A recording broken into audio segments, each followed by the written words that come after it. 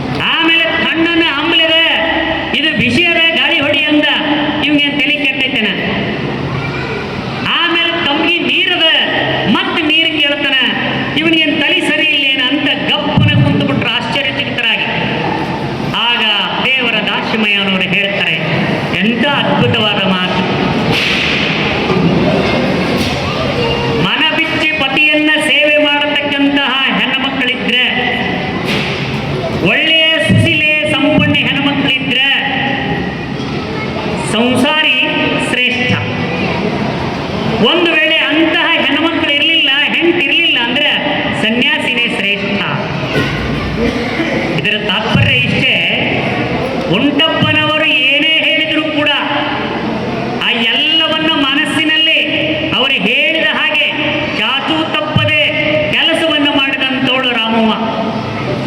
ಅಂತಹ ಸಾತ್ವಿ ಶಿರೋಮಣಿ ಶರಣರ ಅನುಭವವನ್ನ ಕಲಿಯದಿದ್ದರೂ ಕಂಡಿರತಕ್ಕಂಥ ತಾಯಿ. ಅದಕ್ಕೆ ಅವರು ಸಂಸಾರದಲ್ಲಿ ಸುಖವನ್ನು ಕಂಡಿದ್ದಾರೆ. ಇವತ್ತಿನ ದಿವಸ 50 ವರ್ಷಗಳು ಕಳೆದು ಹೋಗಿವೆ ಅಂತಕ್ಕಂಥದ್ದು. ಆ ದೇವರ ದಾಸಿಮಯ್ಯನವರು ಹೇಳೋ ಮಾತಿನಲ್ಲಿ ಎಷ್ಟು ಅರ್ಥ ಇದೆ ನೋಡಿ.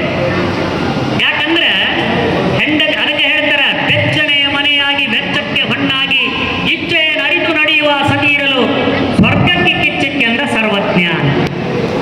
ಬೆಚ್ಚನ ಮನೆಯಾಗಿ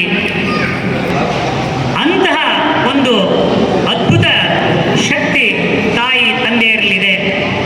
ತಾಯಿ ತಂದೆಯರನ್ನು ನಾವು ಸ್ಮರಣೆ ಮಾಡಬೇಕು ಯಾವಾಗಲೂ. ಶರೀಫ್ ಸಾಹೇಬರು ಎಲ್ಲರಿಗೂ ಗೊತ್ತು, ಈ ನಾಡಿನ ಬಹಳ ಒಳ್ಳೆಯ ಚಿಂತಕರು. ಶರೀಫ್ ಸಾಹೇಬರ ಮನೆಗೆ ಅವ್ರ ಹೆಂಡತಿ ತಮ್ಮ ಒಂದ್ಸರಿ ಬಂದ. ಮಧ್ಯಾಹ್ನ ಆಗಿತ್ತು, ಬಂದ ಕೂಡಲೇ ಶರೀಫ್ ಸಾಹೇಬರು ಅವ್ರನ್ನ ಬಾರ್ಪಾ ಬಾ ಯಾವ ಬಂದಿ ಬೀಗ ಅಂತ ಹೇಳಿ ಕುಂದಿರಿಸಿದ್ರು.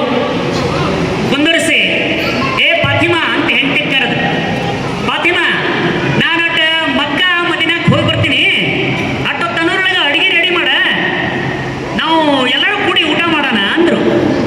ಇವ್ರೇನ ಬೀಗ್ರು